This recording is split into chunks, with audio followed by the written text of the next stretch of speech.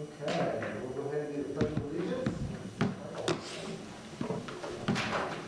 I pledge allegiance to the flag of the United States of America and to the republic for which it stands, one nation, under God, indivisible, with liberty and justice for all.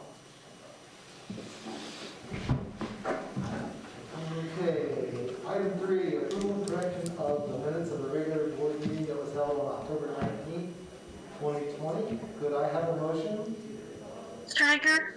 Stryker, and a second? Albert. Albert, thank you. Let's go ahead and have a vote, please. Albert, Yes. Harmeen, Yes. Ludwig, Yes. Stryker, Yes.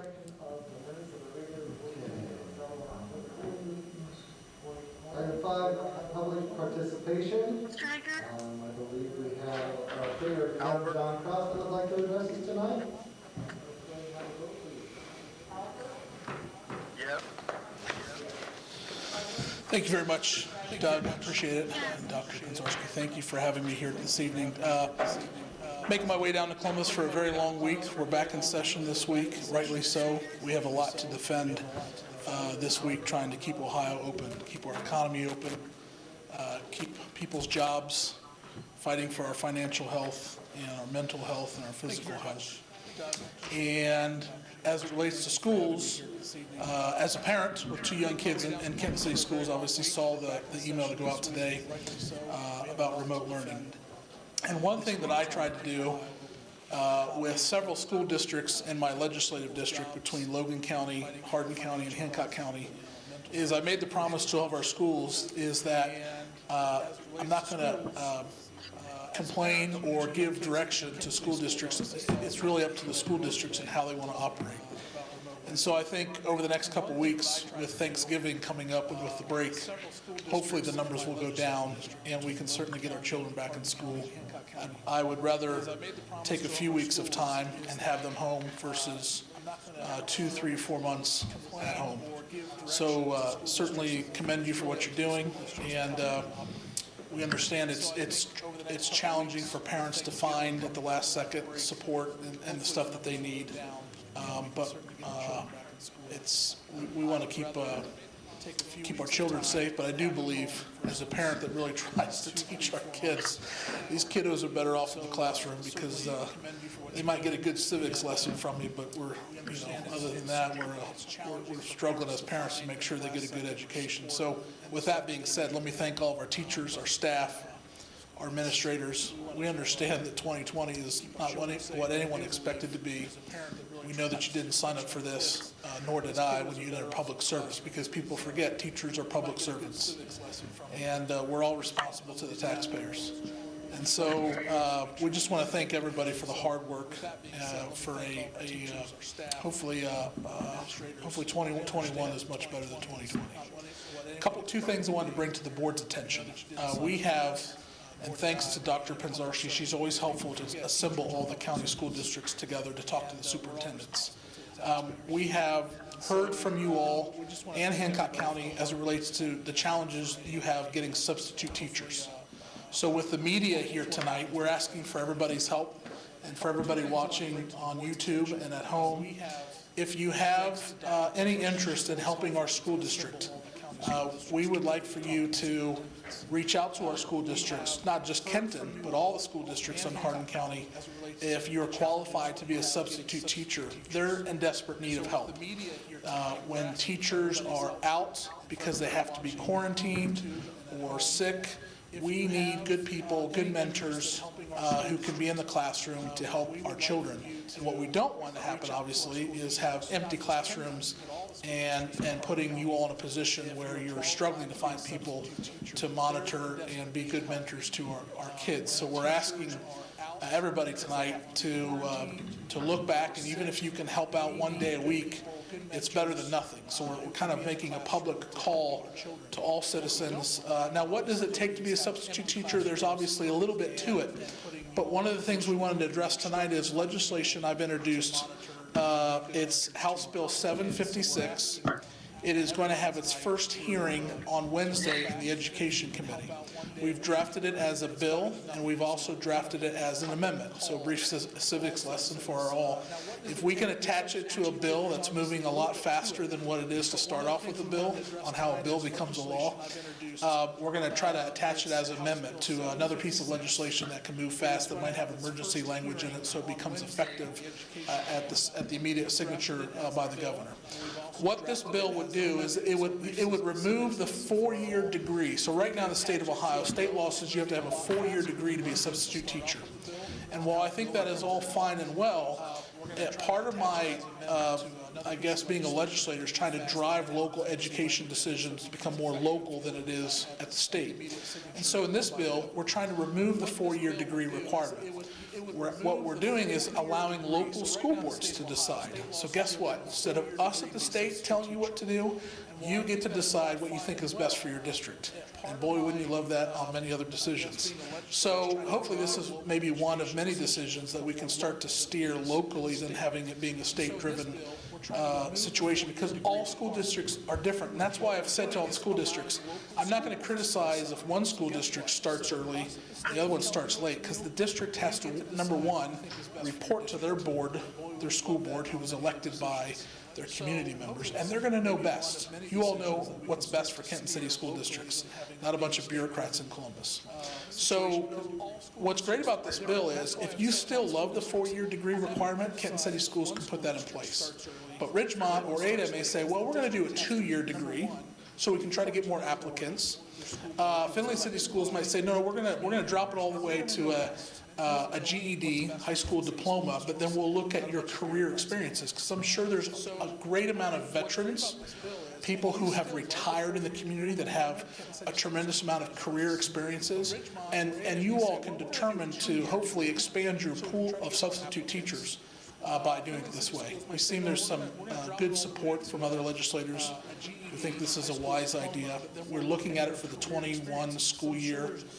We're trying to do it with emergency clause. If not, the bill passes, it would take 90 days to take effect.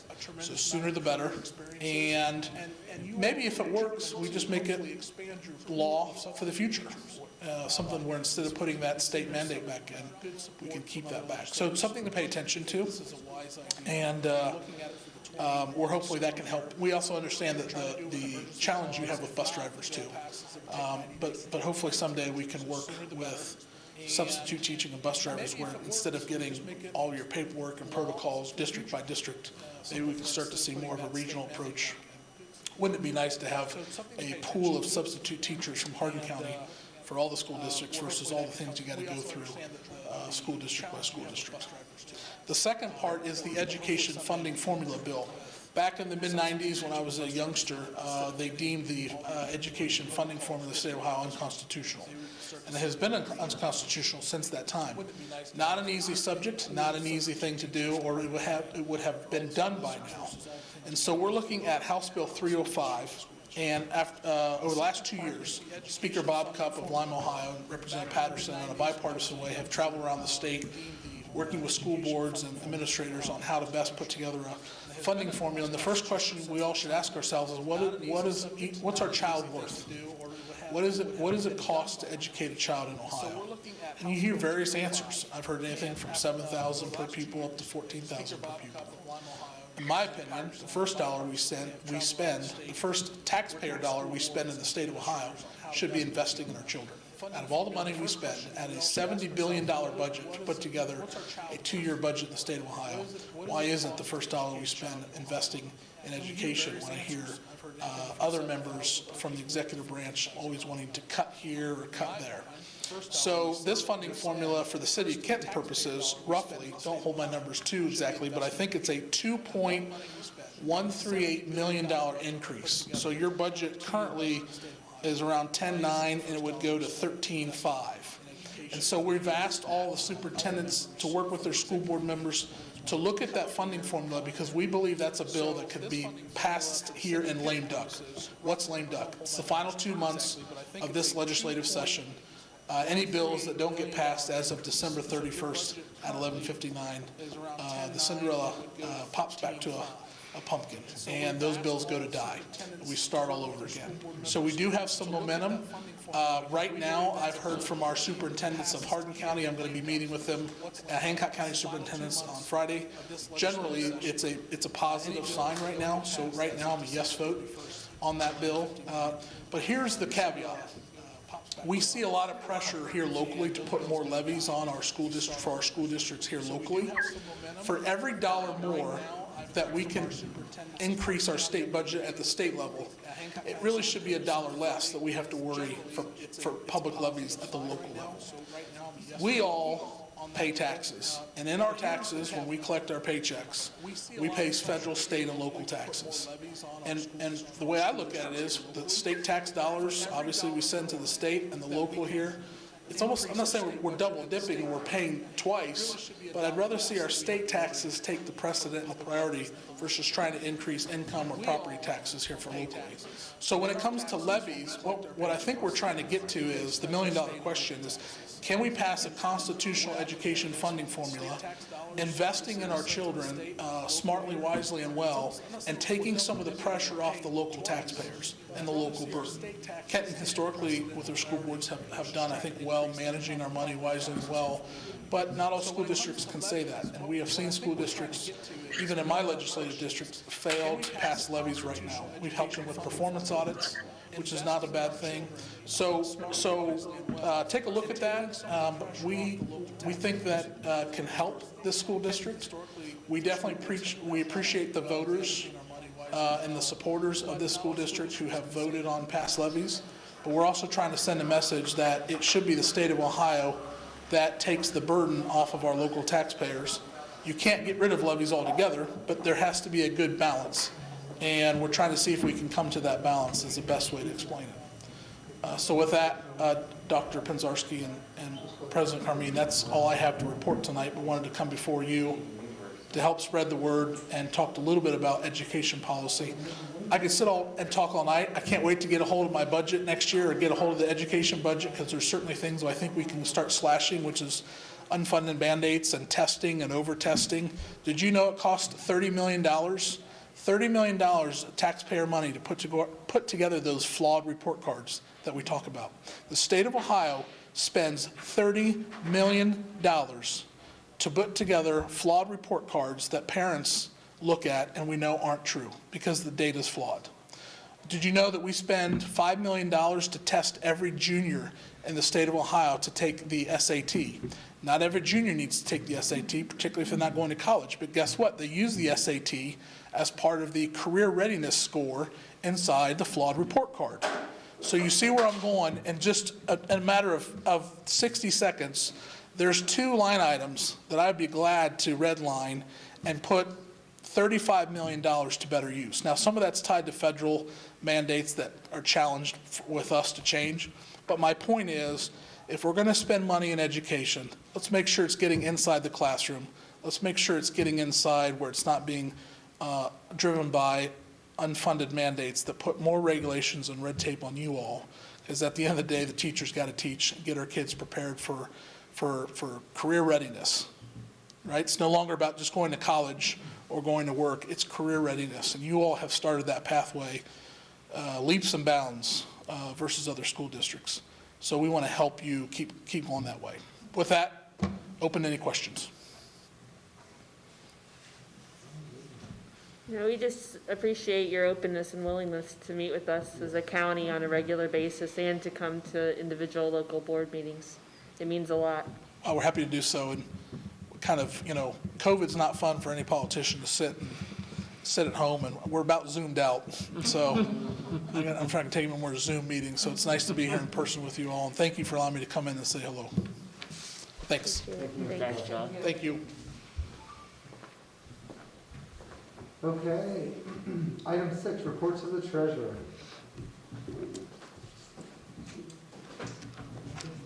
Yep, with that said, good segue into, one item I want to talk about is the 5-year, because that's on our agenda tonight to approve.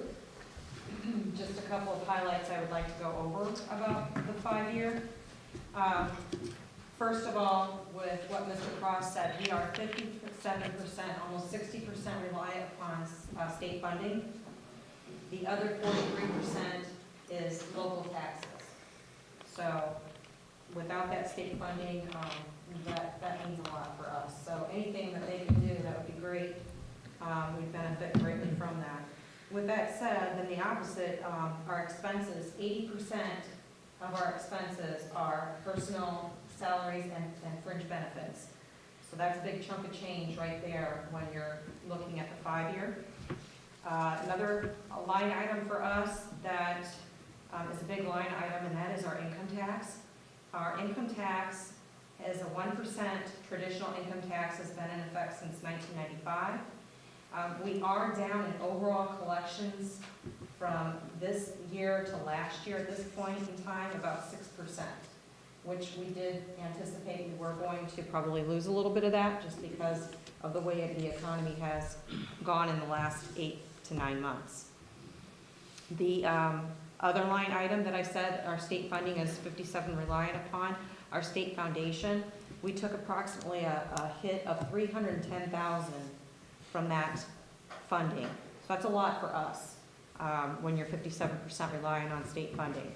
The other part of that line item of 1.035 is casino revenue. Usually we receive around $90,000 in casino revenue, and this year we're down about $40,000. So maybe we're going to collect about $52,000 in the casino revenue. The other line item that I was focusing on is line 2.06, and that's other financing sources. We did get a nice little dividend from the BWC this year. Many of the government entities did receive some type of payment. Our payment was a little over $239,000. So that was a nice little bonus that we did receive for this year. Line point 6.01 is the line I usually focus on and have everyone focus on when they're looking at a 5-year forecast. This basically tells you if you're taking more money in than you're expending out, or vice versa. At this point in time, we are deficit spending by about $110,000. So that means we're dipping into our reserves by about $110,000. Could that change? Yes, it could change. It could change based on economic things that may happen in the next couple months. If the state decides to maybe decrease us again, that we could take a hit there. So we're kind of monitoring, well, we are monitoring that.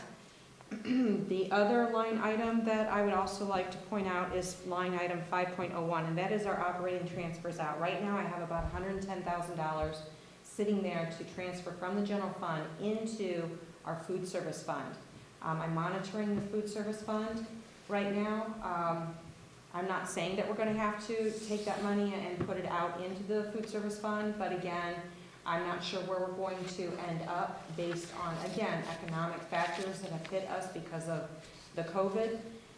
So I'm really looking at that fund as well. We're hoping maybe we'll come out more in the black than what I had anticipated, but I wanted to put something out there in case we didn't.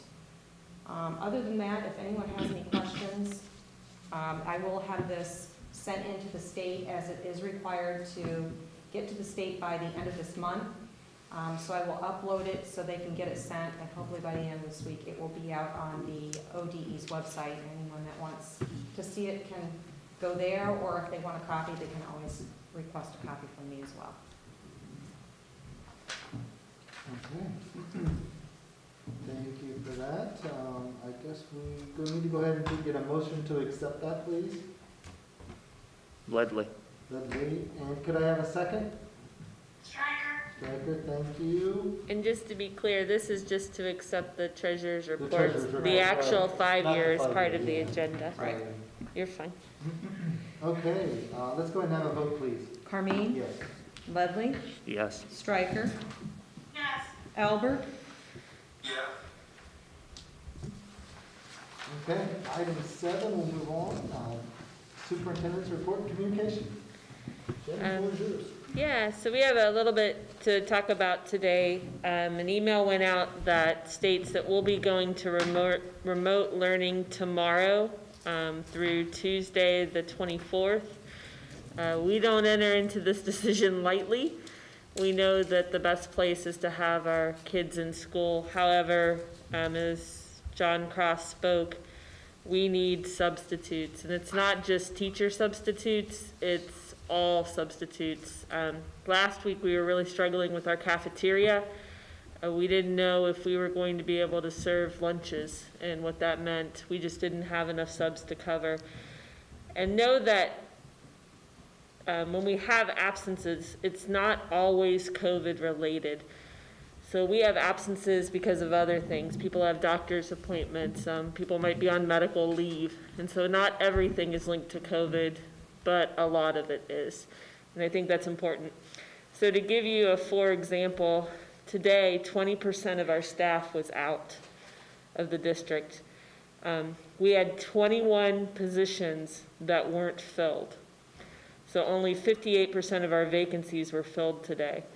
And 15 of those positions were teaching positions. And we were scrambling to cover. Top that with a communication that just went out this evening because we just finally got finished of our positive test today. We have more staff out tomorrow, more students out tomorrow, and just operationally we cannot be open. And so we want to be open and we will be open, but we need more subs and we just need help. So if you're at all interested in working for the district, like John said, even if it's for a day, 1 day a week, anything you can do to help us will keep us open and will help you. You don't have to have a 4-year degree to work in the cafeteria or to be an educational assistant. You do have to have one right now to be a substitute teacher, but we'll take all the help that we can get. It's going to take a community in this environment with just the absences. So your principals and teachers will be sending out information. I know some had already sent it this afternoon so that you know how to log in. I know Ryan Collins is working really hard to make sure those hot spots are available for families that don't have access. So if you don't have access, call and we'll help you through that process. But it's kind of been an overwhelming day. If you don't know, we have a kind of a task force in-house that deals with every time a positive case comes through, and we do all the contact tracing and work with the health department so that we connect everything and make sure that most of our cases are coming from community spread. I'd say almost all. I don't even know for sure that we have anything linked inside of the school yet, but we don't want that. So it takes us about 2 to 5 hours to work through a case. So today we had 3 positive students and 2 positive staff, so that was 5 positive cases. So we appreciate your help. We know it creates a hardship for our families, and we don't want to put you in that position unless we have to, and right now we have to go remote. So other than that, I think everything's going pretty much as planned. And if you have questions about being a substitute, you can contact your building or the district office. We'll be happy to help you. Or if you have questions about remote learning, watch Parent Square for the information. And if you're not getting Parent Square communications, you can contact your building and they'll help you through the process. I think that's all we have. Okay, thanks, Jen. We'll move on to item 8, board committee reports. First up was Finance Committee. Yeah, the one item that I have in the finance report is it's in dealing with the HRA, or the health reimbursement arrangement, and we're going to be going with a different provider on that through American Fidelity. So switching from Colonial to American Fidelity for the HRA. And I believe the language in between those 2 providers is the same as far as the benefits they get or receive through those through that provider. And that is set to begin January 1st of this coming year, of 21. And that's all I've got Okay. as far as. All right, thanks, Brendan. Career Center. Sheena, did you have anything for us from the Career Center? Yeah, I do. So the construction, and the HVAC students were, built us for the information technology satellite program at Kenton. And then, postcards are going out to sophomores and their families, about Ohio High Point, and upcoming dates. They're going to launch a virtual tour on December 3rd, which will engage, in students and experiences inside the program.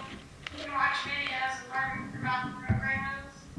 On Tuesday, December 8th, they're going to host a virtual open house from 6 to 7:30, and students will be able to register to receive links to specific meeting rooms for the programs of their choice. December 10th, applications for High Point go live, and applications are reviewed and ranked on the following criteria, which are credits towards graduation, GPA, and attendance. And that's all I have. Okay, thanks for the update, Sheena. Yep. We don't have any old business. New business, item 10, personnel items. We've got Chuck Downey's retirement. He has put 20 years in with Kansas City Schools. We've got some substitute approvals there. Only 4 of those, so if anyone's interested, and let's put another shout out there. Anybody that can give us some help, we'd love you to call the buildings. Supplemental contract for Bill Hopley, swimming coach. Contract for Nick Zachariah, I believe that is, and Jeff Elliott, wrestling and bowling coaches. Custodian, educational assistant. We've got a resignation, retirement resignation, I guess, of Karen Seiler. She's put 9 years in with us. Medical leave, written retirement of Carol Mag. She has put in quite a few years in, didn't she? 32 years with the Kansas City Schools. And a written resignation for Bussey, effective November 10th, 2020. Could I have a motion, please? Albert, thank you. Second? Ledley. Stryker? I got Ledley first, thanks Sheena. Let's go ahead and have a vote. Ledley, Yes. Stryker, Yes. Albert, Yes. Carmine, Yes. Okay, item 11, authorizations and resolutions. Approve the following donation for sponsors or donations for the fire program. So it looks like we've got 3 local businesses. We'd love to see that. Thank you so much for that. We're going to have to enter an agreement with the Y for use of the swimming pool, probably for the swimming team, I would guess. And then a couple other approval with the forecast that Jill had spoke about earlier, which is 11D. And then 11G is what Brandon was talking about with the health reimbursement arrangement. And then a contract between the North Central ESC and Kansas City Schools for some hearing services. Could I have a motion for that? Ledley. Ledley, and a second? Stryker? Stryker, thank you. Any discussion? No, okay. No discussion, let's go ahead and have a vote, please. Stryker, Yes. Albert, Yep. Carmine, Yes. Ledley. Yes. Okay, with that, welcome. Adjournment of today's meeting is 7:29. The next regular board meeting will be held on December 14th, 2020 at 7 p.m. Thanks, everybody.